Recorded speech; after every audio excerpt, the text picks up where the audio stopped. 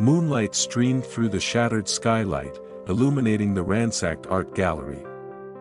10-year-old Maya, perched precariously on a toppled display case, squinted at the empty space where Van Gogh's Sunflowers once hung. Her heart pounded a frantic rhythm against her ribs, a counterpoint to the distant wail of police sirens. Just hours earlier, Maya had been tucked snugly in bed, a bedtime story of brave detectives swirling in her dreams. Now, she stood amidst the wreckage, her trusty magnifying glass clutched tightly, a self-proclaimed junior sleuth on her first real case. The evening had begun innocently enough. Her parents, both renowned art historians, were hosting a fundraising gala at the gallery. Bored of the endless chatter about brushstrokes and brushwork, Maya had snuck away, drawn by a mischievous glint in the eyes of a peculiar security guard named Mr. Higgins. He'd regaled her with tales of daring art heists and hidden passages, planting a seed of adventure in her curious mind.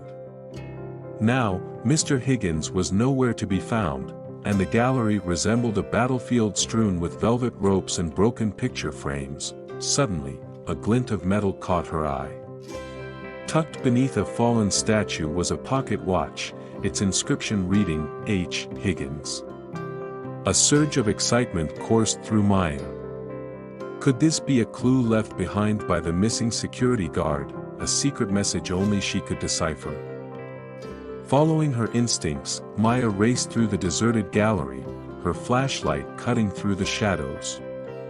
A hidden door, cleverly disguised as a brick wall, creaked open under her touch. Inside, a dusty passage led deeper into the building's labyrinthine heart. Armed with newfound courage, Maya ventured into the unknown. The passage twisted and turned, the stale air thick with the scent of dust and forgotten memories. Finally, she emerged into a hidden room, its walls adorned with priceless paintings, including the missing sunflowers. But the room wasn't empty. Mr. Higgins stood before the masterpiece, a conflicted expression etched on his face. As Maya gasped, he spun around, relief washing over his features. "Maya, you shouldn't be here. It's dangerous," he whispered, his voice hoarse, confused. Maya stammered, "But why? Why did you take the paintings?" Mr. Higgins sighed, his shoulders slumping. "These weren't stolen, Maya. They were saved. The gallery was about to sell them to a private collector who would have locked them away forever." He explained a secret clause in his contract, one that obligated him to protect the art from such a fate. He planned to return the paintings after the gala ended, a silent act of rebellion against greed. Maya understood. She knew how much art meant to Mr. Higgins, to her parents, to everyone who stood in awe of its beauty. Together, they devised a plan. Maya would distract the arriving police, allowing Mr. Higgins to discreetly return the paintings. The gamble worked. The police, alerted by a tripped alarm, found only a confused little girl and a missing security guard.